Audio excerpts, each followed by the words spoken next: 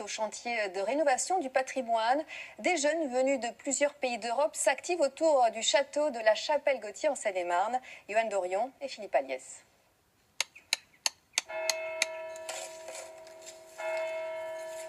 Ils n'ont pour la plupart aucune expérience des chantiers.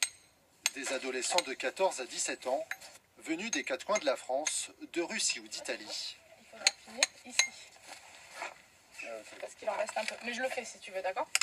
Pendant une quinzaine de jours, ils vont rénover une tour des douves de ce château du XVIIe siècle, classé au monument historique. L'ancien mortier n'était pas en accord avec cette couleur un peu rose.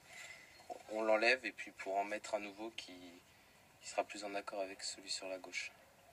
L'an dernier, cette tour a subi de graves dégâts pendant les inondations. Les infiltrations d'eau ont été une catastrophe pour l'édifice qui menaçait de s'effondrer. Le plus dommageable, c'est la décrue, parce que quand on a le phénomène de décrue, on a une aspiration des joints qui partent avec l'eau, et en fait on s'est retrouvé base eau avec un mètre pratiquement de l'intérieur de la tour qui était vide. Pour participer à cette rénovation, ces adolescents se sont inscrits sur le site internet de l'association Rempart.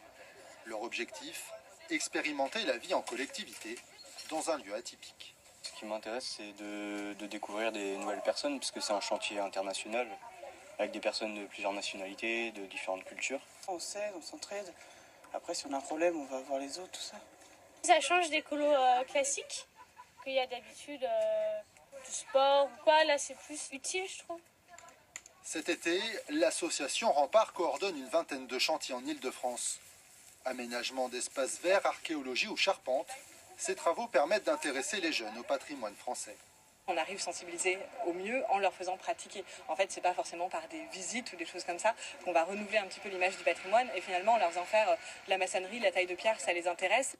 La charpente du château menace elle aussi de s'écrouler depuis plusieurs années. Pour la rénover, la municipalité envisage donc à nouveau de faire appel aux bénévoles des remparts, tant elle a été séduite par l'expérience.